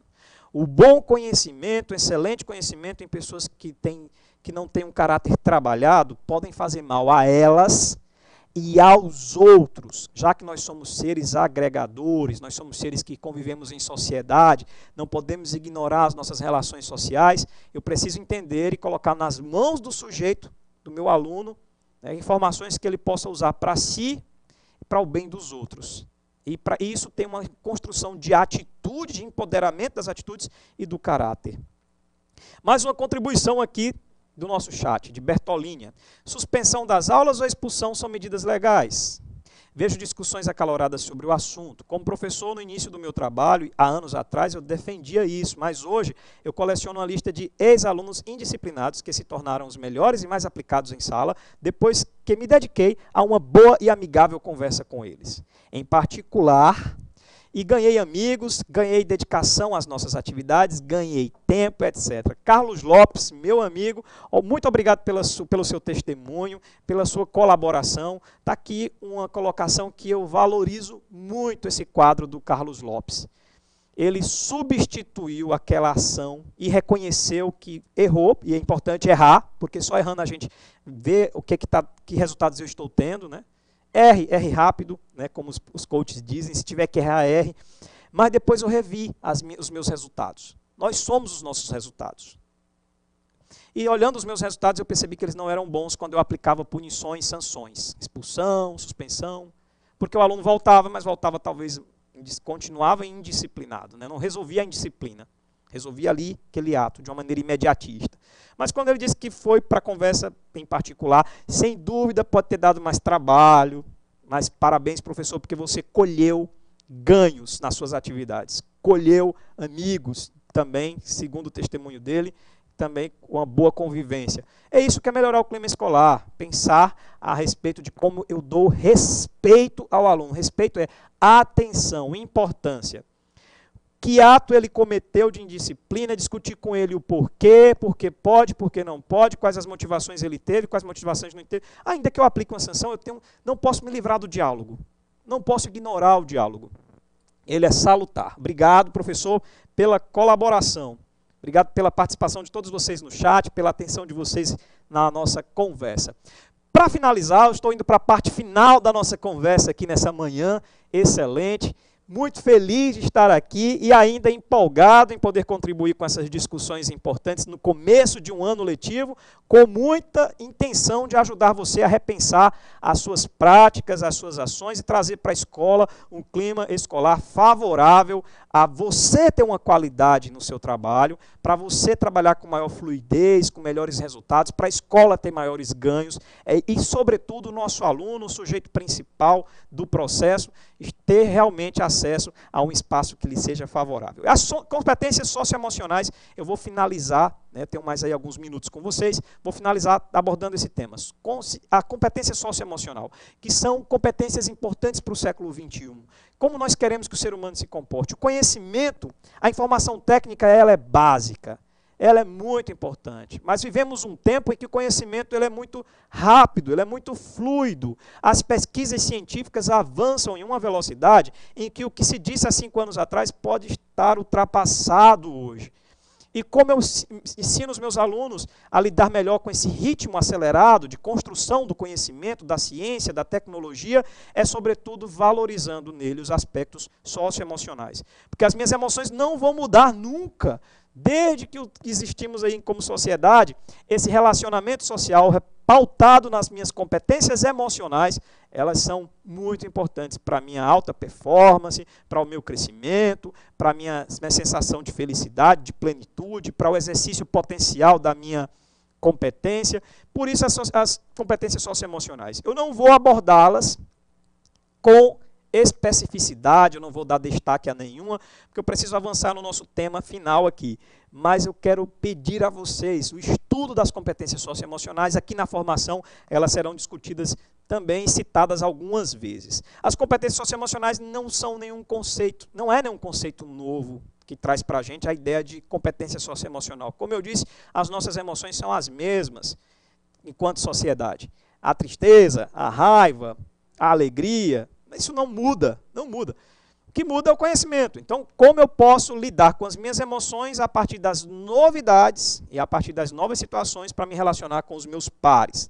A Letícia Lille, está aí no meu material, ela cita 12 competências socioemocionais. A criatividade, um ambiente de criatividade, a criatividade precisa ser estimulada nos nossos alunos. O seu conhecimento, a sua disciplina, professor, pense aí como é que você pode oferecer na sua disciplina o estímulo à criatividade. Como é que ele pode, a partir dos seus conceitos, das informações que você passa para ele na sua sala de aula, ele pode utilizar isso com novas ideias, com percepções de inserção no contexto social, intervenções, me sentindo importante a partir da construção do conhecimento. O pensamento crítico, salutar para uma sociedade que pretende avançar, sobretudo hoje, em tempos em que as fake news, né, e outras informações chegam a nós de uma maneira muito descontextualizada, de qualquer forma, qualquer informação ela é absorvida sem muito filtro. Destacar o pensamento crítico dos nossos alunos, processo de comunicação, de escuta do outro, de diálogo é muito importante, né? Também o sistema de colaboração entre si, de atenção plena, olha aí, atenção, foco. Hoje vivemos uma sociedade muito ansiosa, né? Ou muito estressada. O estresse, a ansiedade, a depressão roubam de mim a atenção plena. Eu não estou dando atenção à sala de aula, eu não estou dando atenção à conferência do professor Cleverson, porque talvez a minha cabeça está lá no futuro, ou porque ela está lá no passado, ou porque eu estou estressado.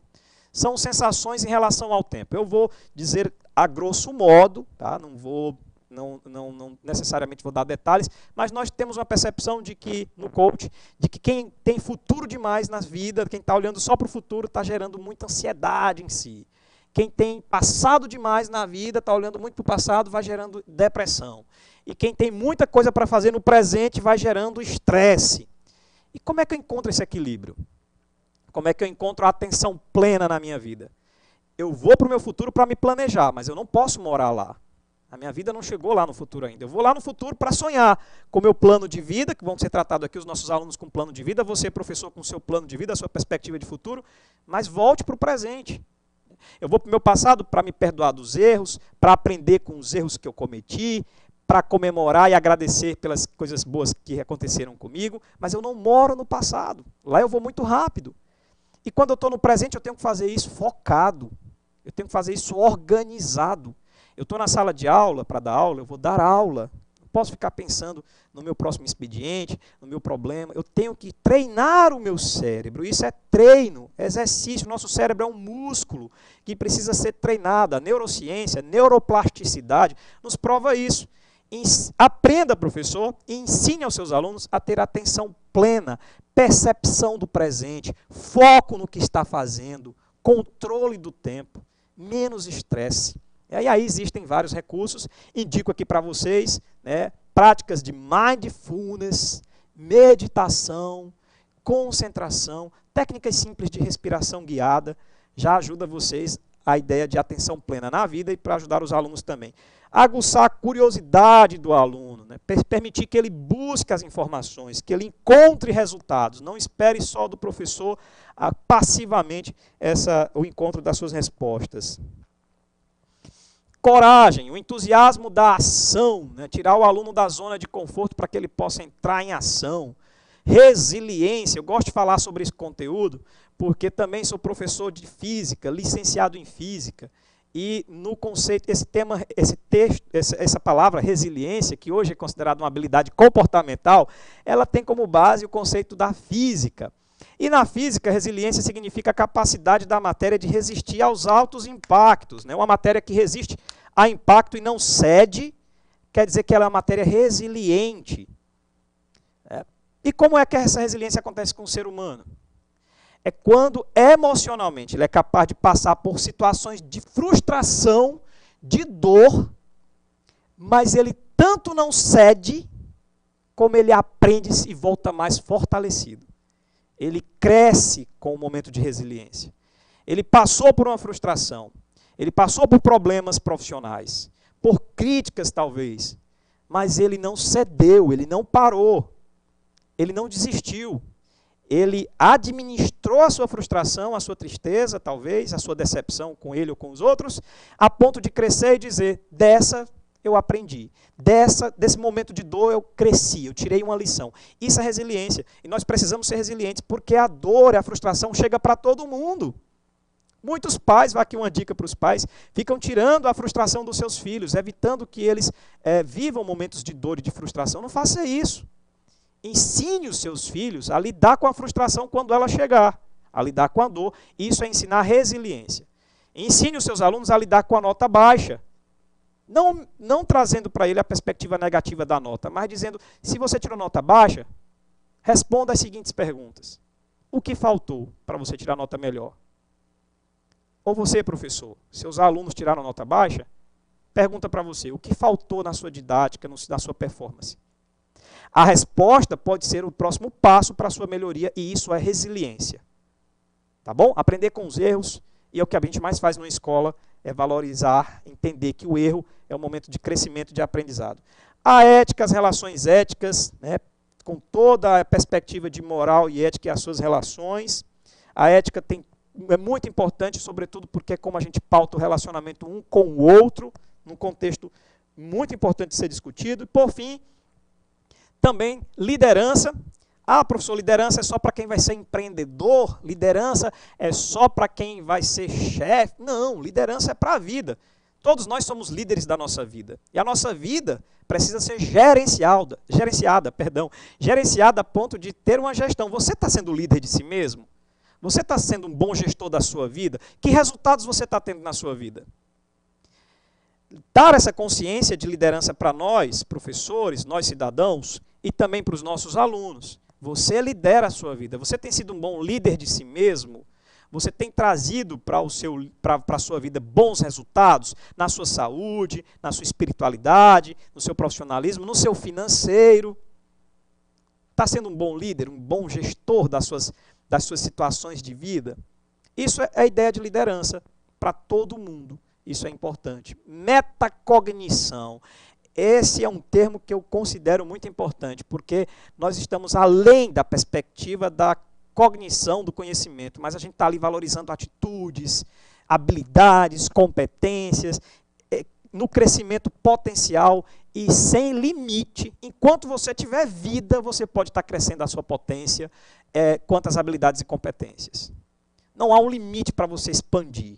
Não há. A expansão da sua competência, dos seus valores, do seu conhecimento é imparável. O Anthony Robbins, é um autor citado aí como mestre da programação neurolinguística, muito lido por nós coaches. Um livro que eu recomendo é O Poder Sem Limites, do Anthony Robbins. No capítulo 2 ele fala de comunicação, se eu não me engano, e ele fala sobre essa ideia de que nós somos aprendizes da vida o tempo inteiro. Quando você está conversando com os amigos, assistindo uma novela, vendo um filme, ouvindo uma música, você está aprendendo, quer queira, quer não.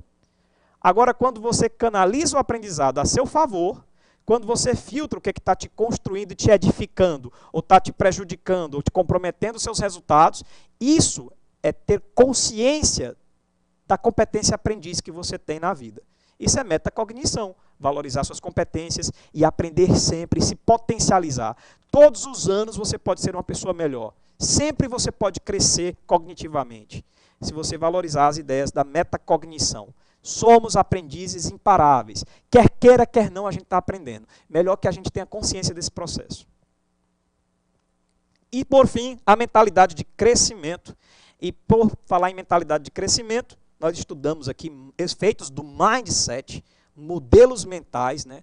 Ter na minha mente que eu estou podendo repercutir o crescimento potencial em mim e de que os erros fazem parte do processo de crescimento, olhar a vida, como eu disse, com essa perspectiva da aprendizagem. Aqui um outro livro importante, Mindset, a nova psicologia do sucesso, da pesquisadora e professora PhD em psicologia, Carol Dweck. Ela, que é professora da Universidade de Frankfurt, da Califórnia, ela traz conceitos incríveis sobre a mentalidade de crescimento, que está aqui nas competências sociocognitivas. Eu entender a minha vida sobre uma perspectiva de que a minha mente traça o meu destino para o sucesso ou para o fracasso. Mas a minha mentalidade que me leva para o sucesso precisa passar por conceitos de autorresponsabilidade sobre minha vida, o que eu posso fazer para crescer sempre, que os meus erros não me pioram, na verdade eles me trazem experiências, que as situações de dificuldades, de obstáculos, me permitem o crescimento, situações de criatividade, de inovação, e eu melhoro enquanto ser humano, quando também enfrento dificuldades.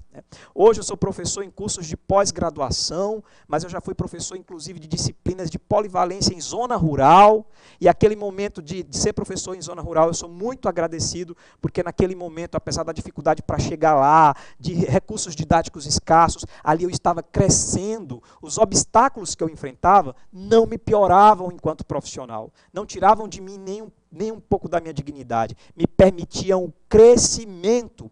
Esse olhar de crescimento expansivo, de superação dos obstáculos, de não olhar para os problemas se intimidando, reclamando, mas entendendo que eles fazem parte de um processo de crescimento da minha potência, enfrentando-os, porque reclamar não resolve, você pode até reclamar, mas não vai resolver.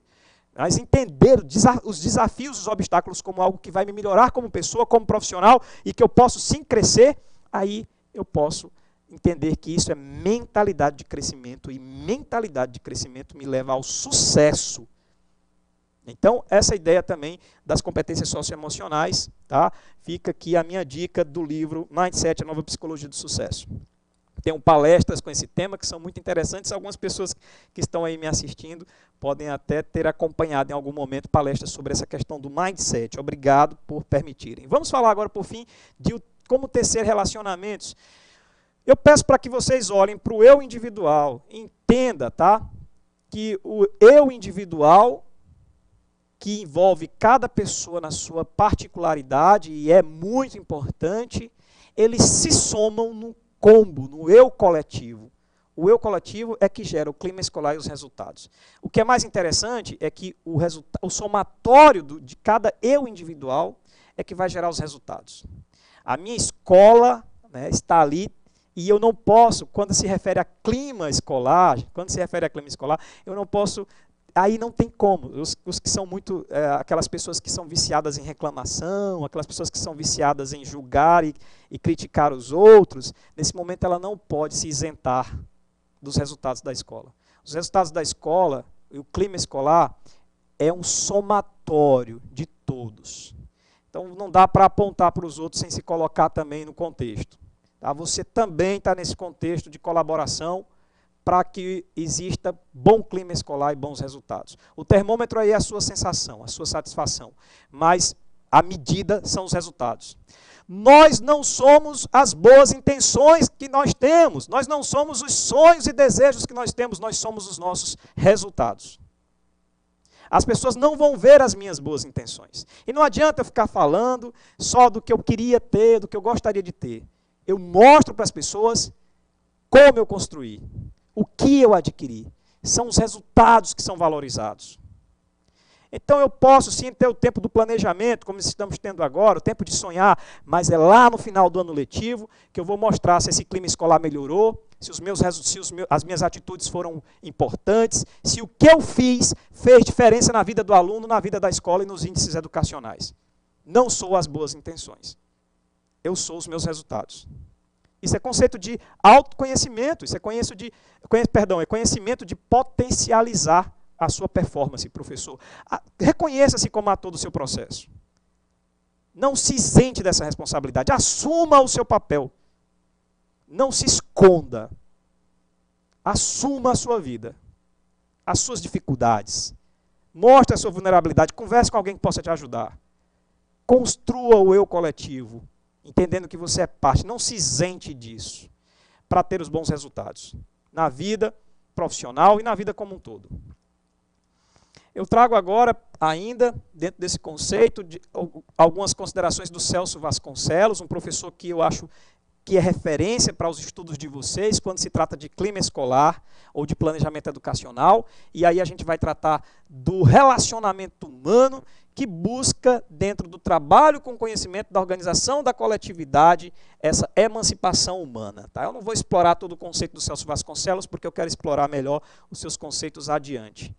E o Celso de Vasconcelos, ele fala de gestão de sala de aula. Eu gosto muito do tema gestão de sala de aula, e eu trago aqui para finalizar, sobretudo, a questão do clima escolar a respeito da perspectiva da sala de aula, porque a aula é a microcélula do processo organizacional.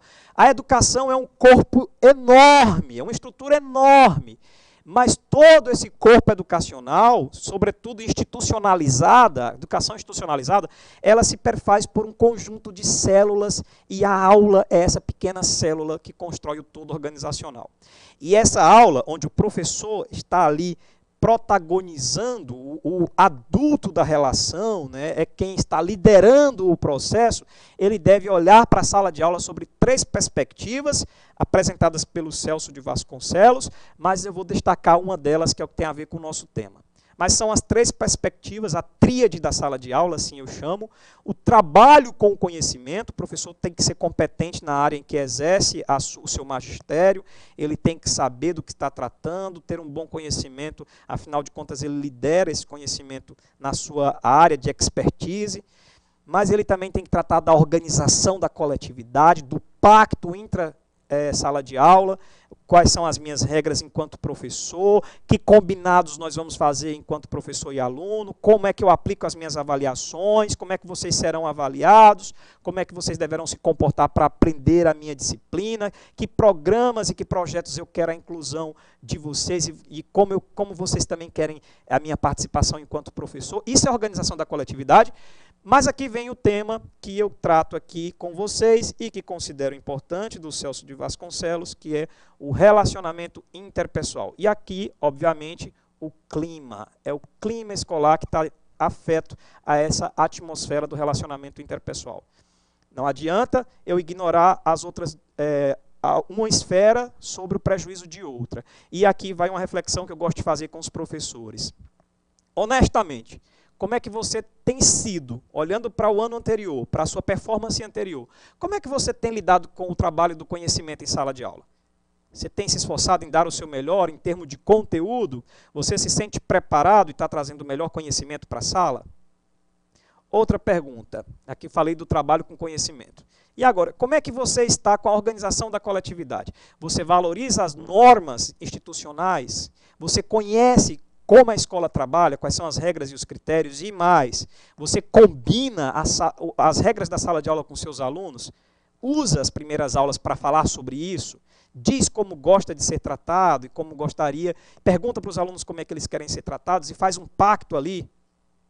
E, por fim, como é que é o seu relacionamento interpessoal com seus alunos? A atividade educacional ela é eminentemente humana, essa interação ela existe. Então você tem que ter noção e tratar disso também de maneira a dar atenção, respeito, importância. Você é um professor que se sente seguro quando está com seus alunos? Eles são colaborativos?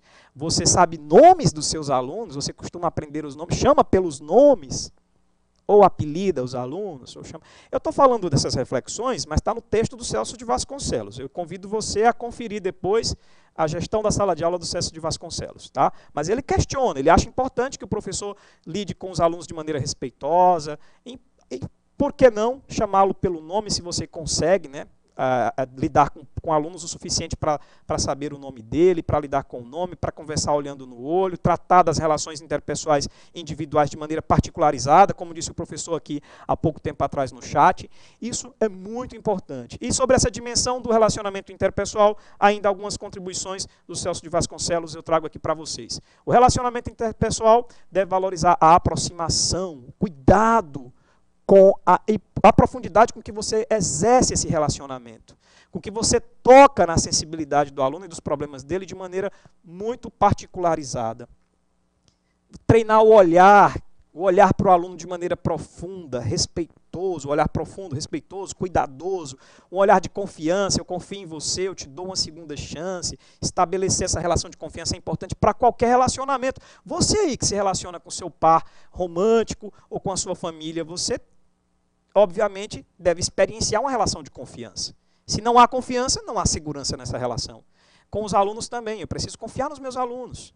Eu preciso dar a eles obrigações, responsabilidades, cobrar dele isso, fazer uma reflexão honesta e sincera do porquê sim que foi cumprido e do porquê não, porquê que não se cumpriu, estabelecer novos prazos, novas relações de confiança. Uma frase interessante que o próprio autor, Celso de Vasconcelos, traz para ensinar latim a João, eu preciso conhecer o latim, mas eu também preciso conhecer João. Isso é um reforço da ideia de você trazer relacionamento humano para a sua sala de aula. Eu tenho que saber latim, eu tenho que saber a minha competência cognitiva, o meu conhecimento, mas eu tenho que entender dos meus alunos. Quem são eles? Quais as suas perspectivas e desejos? O que a sociedade quer de mim enquanto professor? Que cidadão essa sociedade, essa escola está preparando, está expectando receber? Quero mandar um abraço aí para Pajeú, para Picos, para Alegrete, para Caldeirão Grande. Nossa, gente, muito obrigado, gente. Muito obrigado pelos feedbacks que recebo. Isso me deixa muito feliz, porque eu percebo que todo o esforço, né, de preparar um bom material, de preparar conceitos e leituras, valeu a pena para trazer aqui para vocês. Muito obrigado pelo feedback. Jacobina também. E ainda tratando do nosso conteúdo, já que eu estou indo para a parte final da nossa aula, que fatores geram desarmonia em sala de aula? Professor, atenção para a dica, hein? Atenção, professor, professora. Se você menospreza uma metodologia dialética, ou seja, se a sua aula só você fala, você não dá percepções para os alunos, interações. É claro que essa aula ela vai ter que ser expositiva muitas vezes, mas ela precisa ser dialogada. Dialogue, favoreça as perguntas, as contribuições, estimule isso. Isso gera harmonia e atenção para a sala de aula. Eu não vou dar atenção a um professor que não dar atenção para mim, que não me deixa participar. É reciprocidade nesse processo, né? Gente, olhe para a minha aula, porque eu também estou olhando para o que vocês estão dizendo. Perceba as minhas colocações, porque eu também considero as suas quando você fala. Isso é muito importante, tá bom? Tá aqui, Breno está dizendo, parabéns, professor Cleverson, esperamos você sempre nas nossas formações. Obrigado, pessoal de Brejo. Gisele, muito obrigado. E ainda, aplicação de metodologia passiva. O que é metodologia passiva? Exatamente essa metodologia que não favorece a interação e a colaboração do aluno. Cuidado com isso, que isso vai desarmonizar a sua sala de aula e piorar o clima escolar. Conteúdo pouco significativo potencial. Se eu ensino coisas que eu não mostro a significação, ou que eu não dou detalhes sobre como isso pode ser usado, como isso na prática é usado, que a percepção do meu conteúdo vai fazer diferença na sua vida ou no seu olhar a respeito da ciência, da tecnologia. O próprio aparelho celular merece, que gera tanto interesse assim nos alunos, a quantidade de informação tecnológica que a construção do aparelho tem, que a permissão da comunicação tem, é uma curiosidade que pode ser utilizada na matemática, na língua portuguesa, etc. Uma infinidade de possibilidades. Mostre conteúdo significativo. E o clima potencial de indisciplina, de dispersão, de indisposição, desinteresse, e não há uma intervenção do professor a respeito disso, ele não faz nada para atenuar, diminuir, não discute de maneira séria essas responsabilizações, isso realmente pode prejudicar a harmonia na sala de aula, consequentemente, o clima escolar. Ainda, para finalizar a fala do Celso de Vasconcelos, ele diz que nós devemos, traz uma frase, um epígrafe do Spinoza, né? E ele diz que o exercício da escola é gerar a alegria crítica, que em latim, docta gaudium.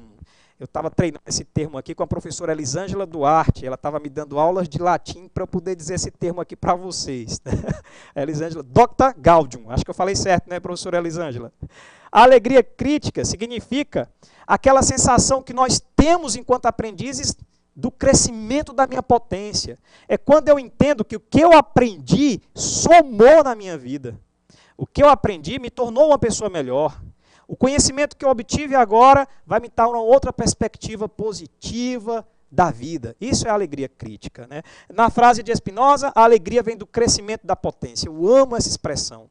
A alegria, a felicidade está no crescimento de quem você é, da sua potência. E há sempre como ampliar mais o seu potencial, de perceber que está sendo capaz de enfrentar o seu melhor a respeito da realidade que vive, tanto na sala de aula, como na escola, na família, na comunidade. Perceber que eu evoluí. Eu tirava 5, agora eu tirei 7. Tem uma alegria potencial aí. Né? Não é qual é a sua nota, porque nós somos conceitos numéricos, nós somos seres humanos, mas se aquela nota me contribuiu comigo, mostrou um resultado positivo. Isso é muito importante. Tá? Mais uma colocação aí, muito obrigado, Simões. Muito obrigado. Está passando aí alguns nomes, eu não estou vendo todos, mas se eu não agradecer algumas das cidades, dos agradecimentos, quero que fique registrado aqui a minha gratidão. Se for possível, no chat eu vou responder a todos. Tá? Cristalândia, Bertolinha está dizendo palestra excelente, todos os pontos discutidos são um convite para fazermos discussões e reflexões fundamentais. É exatamente essa a ideia, Carlos Lopes. Vamos discutir esses momentos, essas percepções aqui, de maneira séria, mas não adianta essa minha palestra, esse meu conhecimento aqui, se você, como falou aí, não colocar em prática essa transformação do clima escolar. Como o Carlos convida, eu também reforço o convite do Carlos, use essas informações para melhorar o seu clima escolar e, consequentemente, os seus resultados. Tá? Um alô para Barras do Piauí, da segunda GRE. Eu estava comentando que há 10 anos atrás eu estava numa formação de professores em Barras. Eu não sei se os professores que estão aqui se lembram de mim, mas há 10 anos atrás, exatamente, em 2009, eu estava na formação de professores de vocês. Bom, pessoal, ainda um abraço para Castelo, obrigado. Para Piracuruca, cidade de Piracuruca, onde eu tenho queridos alunos, advogados, amigos meus também. Como advogado, eu tenho advogados, amigos lá em Piracuruca. Beijão para vocês. Para finalizar, eu acho que eu tenho mais 5 minutos. Vamos falar de coaching. Você conhece o coaching? Você já ouviu falar no coaching? Eu vou trazer aqui algumas reflexões sobre tópicos de coaching. Aqui é um plus, é um acréscimo do meu conteúdo. Eu falei de clima escolar, convivência respeitosa, mas eu vou trazer para vocês agora como coaching, como essa metodologia pode melhorar o clima escolar dentro da sua escola. Claro, eu não vou esgotar o assunto, mas trazer para vocês tópicos que podem trazer uma percepção diferenciada de como, na prática, o clima escolar pode ser melhor trabalhado.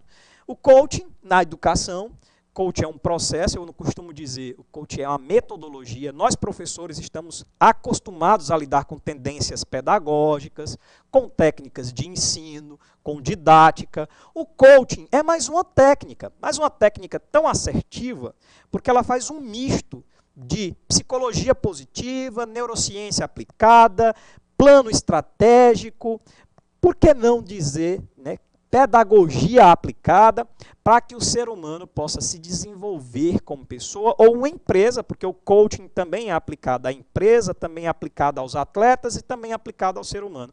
A percepção, inclusive, do coaching nasceu a partir de exercícios que eram feitos para tirar empresas do prejuízo ainda no início da década de 80. Aplicava o coaching empresarial e o coaching para gestor. E tirava a empresa do prejuízo. Depois isso foi utilizado para atletas, e os atletas conseguiam bons resultados. Vocês que gostam de esporte já devem ter visto muitos atletas ou times oferecendo o prêmio ao coaching que ajudou a chegar até lá. Porque o coaching é a metodologia que funciona. Isso então veio para ser aplicado dentro da vida humana, dentro da sua própria performance de vida. E como o coaching pode ser aplicado por impactos no clima escolar? Primeiro, a percepção da neurociência, que o nosso cérebro é plástico, moldável, e, portanto, os meus comportamentos precisam ser pensados e reprogramados. Nós estudamos neuroplasticidade, programação neurolinguística, compreendendo que essa percepção da remodelagem do cérebro humano, a percepção hoje da neurociência é que o cérebro pode ser remodelado, mas que ele vive um padrão comportamental tendente à repetição. Então, se eu tenho uma mente arredia às mudanças, se eu não permito mudanças, se eu tenho uma percepção da vida de forma negativa, esse comportamento tende a repetir por dias subsequentes. Os comportamentos agressivos tendem a repetir, o padrão emocional de raiva ou de tristeza tende a repetir. Tem gente que vive com tanta frequência a tristeza, com tanta frequência, que tem dia que ele está triste e ele diz, eu estou triste, eu nem sei porquê, mas eu estou triste. É aquele padrão mental repetitivo, e que ele não rompe com essa com esse contexto. O cérebro precisa ser compreendido sobre a perspectiva da reprogramação. O que é reprogramar? Dar novos conceitos para o cérebro, novas experiências positivas. Toda a nossa realidade externa é uma construção sináptica neural de como eu percebo a minha realidade. Vou pedir liberdade aqui para vocês, embora seja uma formação técnica, já que eu estou entrando em um contexto de coaching, eu quero também a liberdade para citar aqui a Bíblia. Em Provérbios, diz, assim como você pensa a vida, assim será. É uma ideia de neurociência, assim como está dentro da sua mente, assim você vai sentir e reagir. O olhar que você dá às situações ao seu redor gera em você emoções e atitudes. Isso é neurociência. Os meus comportamentos estão pautados nas minhas emoções, as minhas emoções na minha visão de mundo. Então, como você pensa, assim será. Se você pensa que é ruim, assim será a vida. Se você pensa que a vida é uma oportunidade, você vai estar aberto às oportunidades de crescimento. Isso é neurociência. Lide, entenda como funciona o teu cérebro, como você está vendo a vida, para reprogramá-lo. Quem você é, quem você quer ser. Remodele o seu pensamento para mudar os seus resultados. Inteligência emocional. Inteligência emocional é como a gente lida com as nossas emoções. Quando eu sinto tristeza, eu tenho o direito de sentir tristeza, mas eu não posso intensificar isso, porque a tristeza é a emoção da perca, a emoção da dor. Né? Quanto maior a minha tristeza, maior a dor de uma perca que eu tive. Né?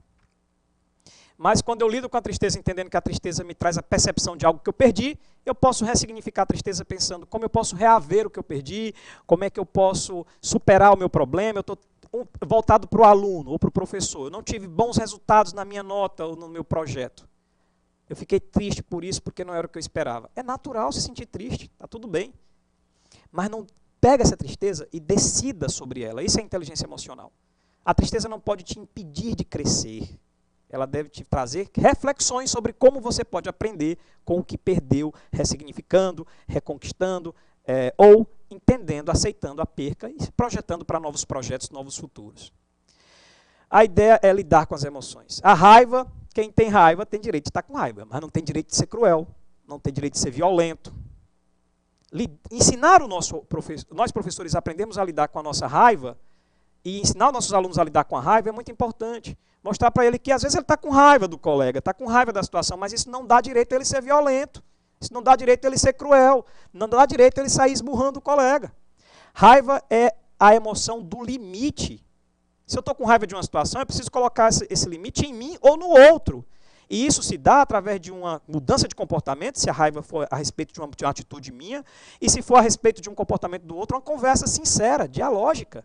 Isso é inteligência emocional. Estou com raiva, tudo bem, a raiva é normal, mas vamos lá, como lidar com a raiva?